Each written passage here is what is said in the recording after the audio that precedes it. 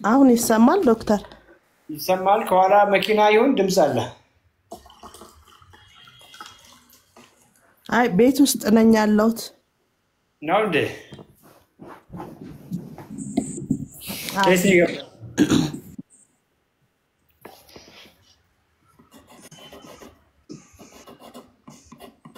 ድምጽ አይሰማም? ይሰማል ለኔ ዶክተር። ከየት ነው የገባሽው? ክፍለ ሀገር አዲስ አበባ? አይ አዲስ አበባ ነኝ። አዲስ አበባዎች እኮ ወክ እያደረጋችሁ መምጣት ትችላላችሁ። አሁን በኦንላይን ቀርቷል እናንተ ጋር። አው ይቅርታ ዶክተር፣ ቀን ላይ ቢሮ ደውዬ ነበረ። ኦኬ ዛሬ?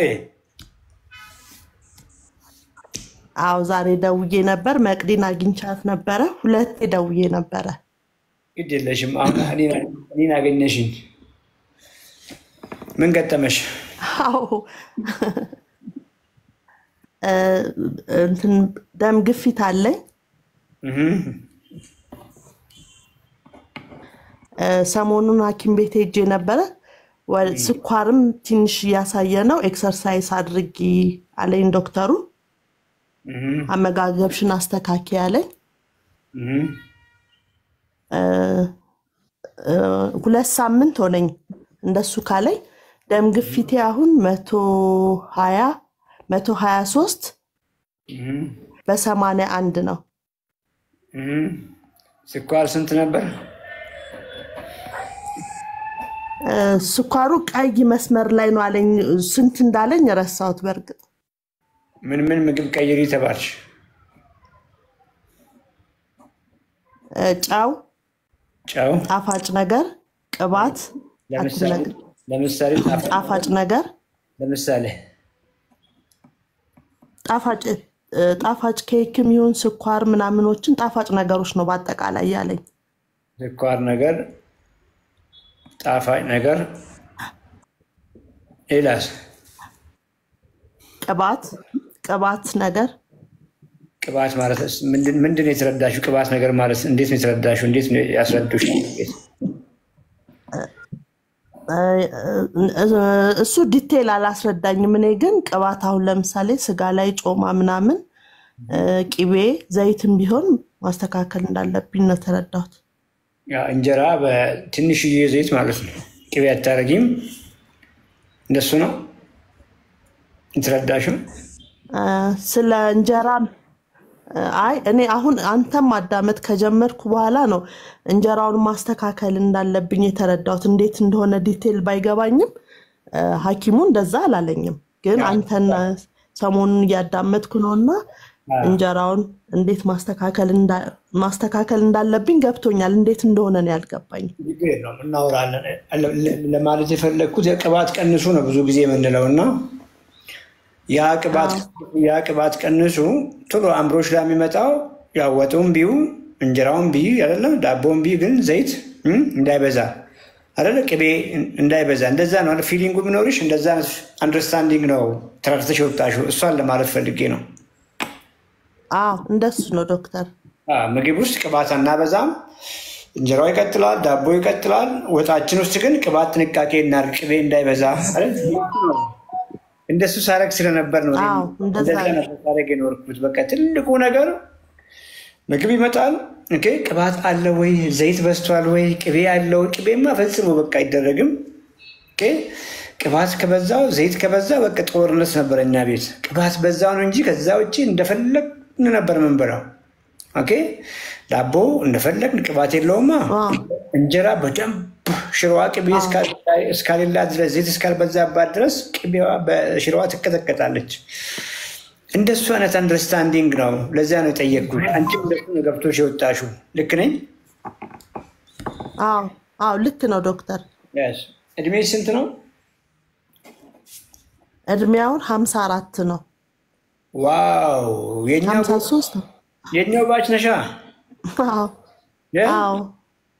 ምን ይመስላል? 54 እድሜ ምን ይመስላል? እኛ እኮ ሳናየው 52 ደረስና ወደኋላ መለስ ነው ቆጣሪያችንን። ምን ይመስላል 54 ላንቺ?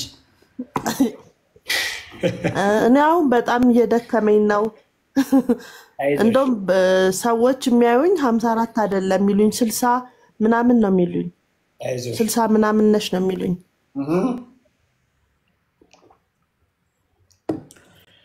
እና ይቀለበሳል፣ እድሜ ይቀለበሳል እያልን ነው እኛ። አዎ የስ ይሆናል። ምንም አናጋንንም። እዚህ እውነት ፕሮግራም ነው። ላይ 170 ሰው እያየሁ ነው። በዚህ ያምናሉ። እድሜ ይቀለበሳል። እንግዲህ እድሜ ቁጥር ነው ምናምን ሲባል በደንብ አንረዳም ነበር እና አሁን እንደው ያለን ፊሊንግ እንደዛ ነው። ተዘጋጅተሻል ለመለወጥ ለመጎርመስ? አዎ ዶክተር ተዘጋጅቻለሁ። ግን ምንድነው አንዳንድ ቪዲዮዎችህን ስመለከት ምናልባት ከኔ ኢኮኖሚ አቅም ጋር ላይሄድ ይችላል ብዬ ስጋት ያዘኝ። አንዳንዶቹን ማልችላቸው በእኔ አቅም ማልችላቸው አመጋገቦች መግዛት ማልችላቸው በየቀኑ ላደርጋቸው ማልችላቸው ነገሮች ሳይ ምናልባት ለኔ የሚሆን ነገር ላይኖር ይችላል የሚል ስጋት ደግሞ አደረብኝ። አይዞሽ ይኖራል። ይሄው ኮመንት ስሚ። አሁን እሺ ምናልባት አንቺ እዛ ፕሮግራም ላይ ስታይ ስጋ ምናምን እንደዚህ ስሉ አይተሽ ነው አይደለም? ኦኬ ኮመንት ላይ ስሚ። አዎ የዶሮ በየጊዜው ዶሮ በደንብ ይቻላል። ኦኬ በደንብ ይቻላል። ኦኬ ገብቶሻል? እሺ የምትተያቸውን ነገሮች ሳስረዳሽ የሰማሽ ኮመንት እያየሽ ነው። ባቂላ ሳሌም ተንኪ በጣም ዝም ብለሽ ኮመንት አንብቢ። ኦኬ ሳሌም እሺ አባጮማ ኦኬ ይቻላል እያለሽ ነው። ሶያ ሶስ ኦኬ ቴስቲ ሶያ ሶስ እያለሽ ነው። አይታይሽም? እሱ ጋር ኮመንት ላይ ይታየኛል። ኦኬ ሄለን እጅግ አመሰግናለሁ። ኦኬ ገብቶሻል? ትልቁ ነገር የምታቆሚያቸው ነገሮች ይለውጡሻል። ኪሎሽ ስንት ገብቶ ነው አሁን? ኪሎሽን እንይልሽ። አሁን 60 ቀንሼ ነው ወደ 70 ደርሼ ነበረ። አሁን ስንት ገባ? አሁን 67 ከሰባ 67 ገባሽ? 3 ኪሎ ቀንሰሻል። በስንት ጊዜ ቀነስሽ? እሱን ኤግዛክት ቀኑን ምን ያህል ጊዜ እንደሆነ አላወቅኩኝም። ኮመንት እያነበብሽ ነው። ድፍን ምስር እያሉሽ ነው። እሺ አሁን አላየሽም? ድፍን ምስር። ምክንያቱም ምስር እኮ በፊትም እየበላሽ ነው። የወፍጮውን ወጪ እኮ ቀነስልንሽ። እንደውም አየሽ፣ ሽሮ እየበላሽ ሽሮ መመጠን መከራ መብላት እሷን መንከባከብ ይቀርና አሁን ታመጪና ባቄላውን ኦኬ ምስሩን ቦሎቄውን አየሽ እኮ አሁን እሱን ማስፈጨት ማዘጋጀት መቀመም ከዛ ከዘይት ጋር መቀላቀል ጥሎ ደግሞ ወጡን መስራት አየሽ አይደል? እንደቀነሰልሽን ነገር ብዙ ነገር አሁን የሚያስፈልግ እሳት፣ ውሃ፣ ጨው ምን እያልንሽ ነው? ድፍን ምስሯን እየቀቀልሽ ባቄላዋን እየቀቀልሽ አትክልት እያዘጋጀሽ ብዬ አንድ አድርገሽ ድፍን ምስር ከምን ጋር? ድፍን ምስር ከአትክልት ጋር፣ ቦሎቄ ከአትክልት ጋር፣ አተር ከአትክልት ጋር፣ አኩሪ አተር ከአትክልት ጋር አየሻ ብዛቱን በጣም ብዙ ነገር ወይል ትንሽዬ ደግሞ እንደው እነ ድፍን ምስር ባቄላ የምናስባቸውን ያክል ትንሽ ያንሳሉ። በቂ የሆነ ኳሊቲ ፕሮቲን የላቸውም። እሱን ደግሞ አይብ እንኳን አንዳንድ ጊዜ አታገኝም። አንቺ ልጅ አይብ እኮ ትንሽ ረከስ አገኛለሁ። ታዲያ አልፎ አልፎ እንቁላል ጣል ማድረግ አንችልም? መሀል ላይ ከአይቡ ጋር አልፎ አልፎ ከአይብ ጋር ባይሆንም አንዳንድ ቀን እንቁላል ትችያለሽ። እችላለሁ፣ እሱንም እችላለሁ። አለቀ። ታዲያ ምንድን ነው የፈራሽው አንቺ? ሳልመን ነው እንዲያየሽው? አንዳንድ ሰዎች እኮ ሳልመን እያሳዩ መከራችን እያበሉ እሱን ያየሽው? እሱን ሳይ በቃ ደነገጥኩኝ። አይዞሽ እሺ። ሰውነታችን አይለየውም። እሺ ሰውነታችን አሳን፣ ስጋን፣ ዶሮ ስጋን ቴስቲ ሶያ ብሎ እየጻፉልሽ ነው። ቅድም አይተሻል። ቶፉ የሚባልም ብዙም አይለያቸውም። ሰውነት ስጋን ጸረል ሳይሆን የሚያየው ከስጋ ውስጥ ያለ የሚፈልገው ነገር አለ። ከአሳ ውስጥ የሚፈልገው ነገር፣ አዎ ከእንቁላል ውስጥ የሚፈልገው ነገር አለ፣ ከአይብ ውስጥ የሚፈልገው ነገር አለ። ኦኬ ከአንዳንድ የእርጎ ዘሮች የሚፈልጋቸው ነገሮች አሉ። እነሱ ሁሉም ጋር አሉ፣ እኩል አሉ። ስለዚህ ምንም አይነት የእንስሳት ተዋጽኦ እንኳን የመግዛት አቅም ባይኖር እነዚያውን ቅድም ያልንሽን ጥራጥሬዎቹን እንዴት እንደምታዘጋጂ ብዙዎቹ ሰዎች ያግዙሻል። በቀላል ዘዴ አዘጋጅተሽ ዘይት ብቻ እንዳይበዛ ወይም ደግሞ እንዳይኖረው ተቆጣጥረሽ ከአትክልቶች ጋር መብላት ምን ይከብዳል? ምንም አይከብድም ዶክተር። ስታገኝ ደግሞ አይብ እንዴት ነበር የሚበላው በፊት?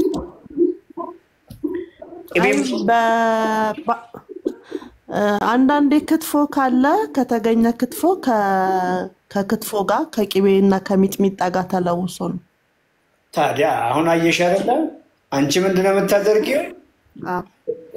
የክትፎ ስጋ በይና ቅቤው ይቀራል። አዎ አየሽ ክትፎ ነው፣ ግን ብዙ ቅቤ ጨምረንበት አበላሸ ነው። አሁን ገባሽ አይደል? ቅቤው ነው የሚቀረው። የክትፎ ስጋ ቆንጆ ነው። ክትፎ ስጋ መብላት ስትፈልጊ ስጋውን እንዴት አድርገሽ እንደምናወራው እና እንዴት ቢት አላደረግሽም አውቀሽ ነው እና ሰው ገብቶሻል አይደለ? በደንብ ገብቶሻል። ትልቁ ነገር ገብቶኛል ዶክተር። የምታቆሚያቸው ነገሮች ናቸው የሚለውጡሽ። ምንድን ነው የምታቆሚው? ሐኪሙ የነገረሽን ጣፋጭ ነገሮችን ማቆም፣ ለስላሳ፣ ጁስ፣ ኬክ፣ ኩኪስ፣ እነዚህ መቼም በፊት አስባለሁ። ስኳር ያለባቸው ምግቦች፣ ቡና ስጠጪ ያለ ስኳር እንደማለት ነው። ወተት አለመጠጣት፣ ውስጥ በተፈጥሮ ስኳር አለ። ይሄን ገብቶሻል፣ ሐኪሙ ማስረድቶሻል። ሌላው ምናልባትም ሐኪሙ ያልጨመረልሽ የትኛውም ከዱቄት የሚሰሩ ምግቦችን ማቆም ነው። እንጀራችንም ዱቄት ነው እንደምታውቂው አይደል? ከዱቄት ነው የሚሰራው። ዳቦም ገብሱ ማለት ነው። እነዚህ ማንኛውም ከእህል የሚሰሩ ምግቦች ከፍተኛ ስኳር በትንሽ ቦታ ይዘዋል። ምን እያልኩሽ ነው? እያንዳንዱ የጎመን ጉርሻ ውስጥ ብዙ ስኳር የለም። ጎመኑን እየበላሽ ብዙ ስኳር ሰውነትሽ ላይ እየገባ አይደለም፣ አያፋፋሽም እሱ። እያንዳንዱ የእንጀራ በወጥ ጉርሻ ውስጥ ግን ብዙ የሚያፋፉ ነገሮች አሉ አይደለ? ዱቄቱ ወደ ስኳር ይለወጥና ብዛት ካለው ያፋፋናል። ወጣችን ውስጥ ያለው ከፍተኛ ዘይት ያፋፋናል። ምግቡም ደግሞ እንጀራ በሽሮ ቶሎ አያጠግብም። ቶሎ ስለማያጠግብ ብዙ እንድንበላ ያስገድደናል። እንደሱ ብቻ አይደለም፣ አሁንም ቶሎ ያስርበንና ቀኑን በሙሉ ብዙ እንድንበላ ቶሎ እንድንበላ ያደርገናል። እነሱን ማቆም ነው። የምታቆሚያቸው ነገሮች ብቻ ብዙ ይለውጡሻል። አሁን ገብቶሻል። ሁለተኛ ደግሞ ገብቶኛል። እድሜሽን እንግዲህ አውቀዋለሁ። የአንቺ እድሜና የኔ ያለንበት ሲሚላር ነው እና ከፍ ያለ ፕሮቲን ያስፈልገናል። አየሽ፣ ጡንቻችን መጠበቅ አለብን እንዳይሟሽሽ፣ አጥንታችን እንዳይሳሳ። ሴቶች ላይ በተለይ ከፔሪየድ መቆም ከማረጥ በኋላ አጥንት ቶሎ ይሳሳል። ቶሎ አጥንት ይሳሳል ማለት ደግሞ በቀላል ነገር መሰበር ይመጣል። ከተሰበርን ደግሞ በዚህ እድሜ አለቀልን። እውነት ለመናገር መፍትሄው ደግሞ ያለ የምግብ የፕሮቲን መጠናችንን ከፍ ማድረግ መቻል አለብን። በዚህ ጉዳይ ላይ ትናንትና ስናወራ ነበር እና እቺን ማድረግ ነው። ለምሳሌ አሁን ነገ ምንድን ነው የምትበይው?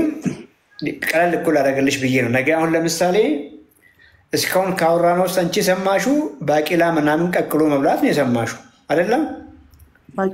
ባቄላ፣ ምስር፣ አይብ ካለ እና እንቁላል የተወሰነ ጊዜ አስኳል ከውስጥ እያወጣሽ የስጋ የተገኘ ጊዜ ቀይ ስጋ መብላት፣ ስናበስል ቅቤ አለማድረግ፣ ቅቤ አለማብዛት፣ ስናበስል ዘይት አለማብዛት። ይሄ ገብቶሻል አይደለ? በደንብ ነው የገባሽ።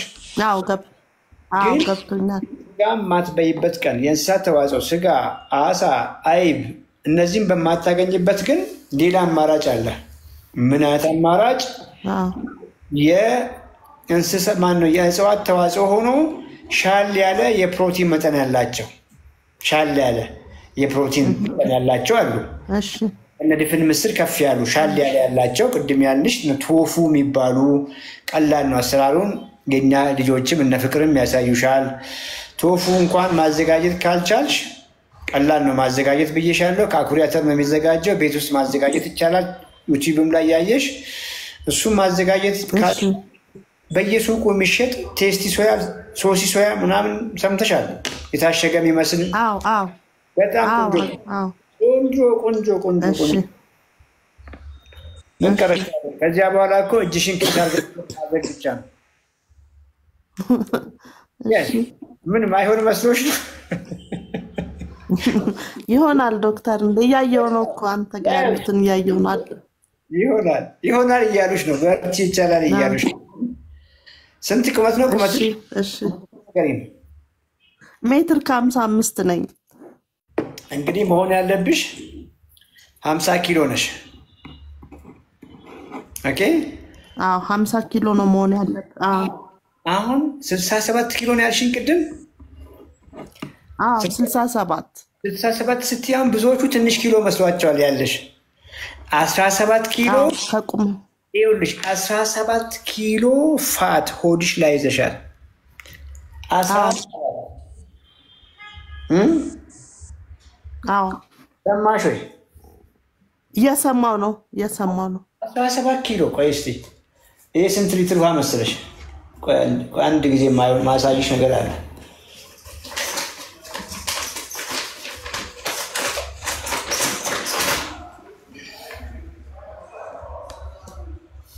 ይሄ ውሃ 1 ሊትር ነው። 1 ሊትር ውሃ 1 ኪሎ ግራም ነው። ይሄንን 17 ቅቤ የረጋ ቅቤ 17 አስቢ ሆድሽ ውስጥ።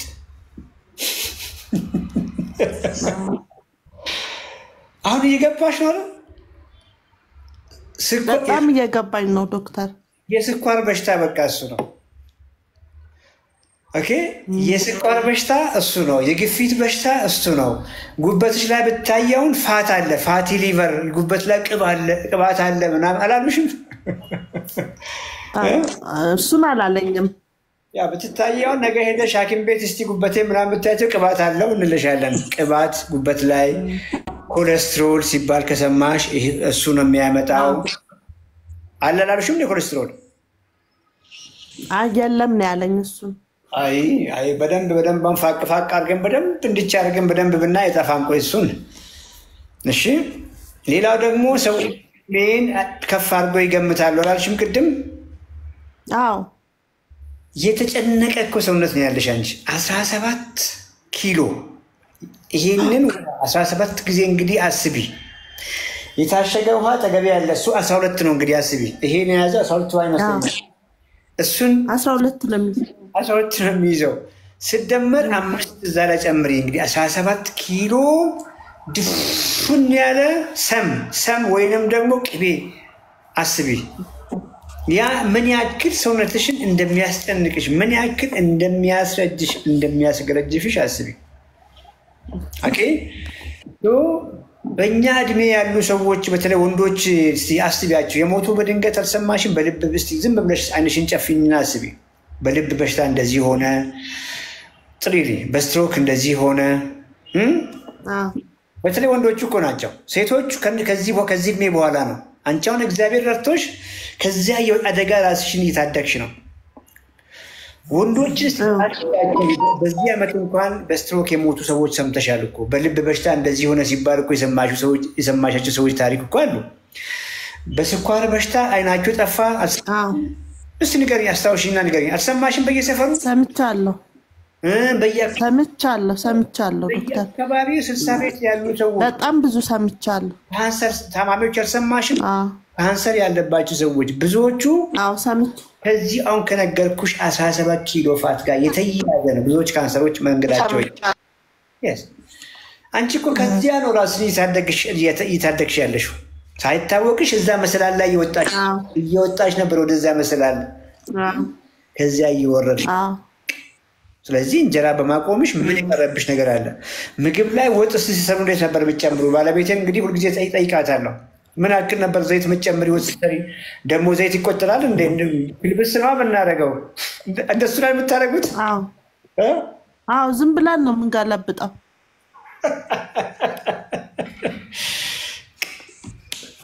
ያ 17 ኪሎ ፋት ከዛ የመጣ ነው እሺ በርቺ ዛሬ ምን በላሽ ምግብሽን ካላየን እያይ እሺ 224 ሰዎች የሚበሉ የበሉት ማት ይፈልጋሉና ካልጠየቅልን እያሉ ነው በላሽ ዛሬ ጠዋት ላይ እንትን የገብስ ዳቦ አቮካዶ ቲማቲም ቃሪያ ሽንኩርት አድርጌ እንደ ሳንዱች አድርጌ ነው የበላሁት በገብስ ዳቦ ግምት ጥያራሽ ደስ ይላል አይደለ አዎ በቃ ይሄማ ጥሩ ነው ለኔ ብዬ ነው ስበላይ ነበር እስቲ ኮሜንት ላይ ጠብቂያት ጥሩ ከሆንሽ ራይት ሰጡሻል ካልሆነ ኤክስ ሰጡሻል ትንሽ ጊዜ ጠብቂያቸው እሺ ኮሜንት እያየሽ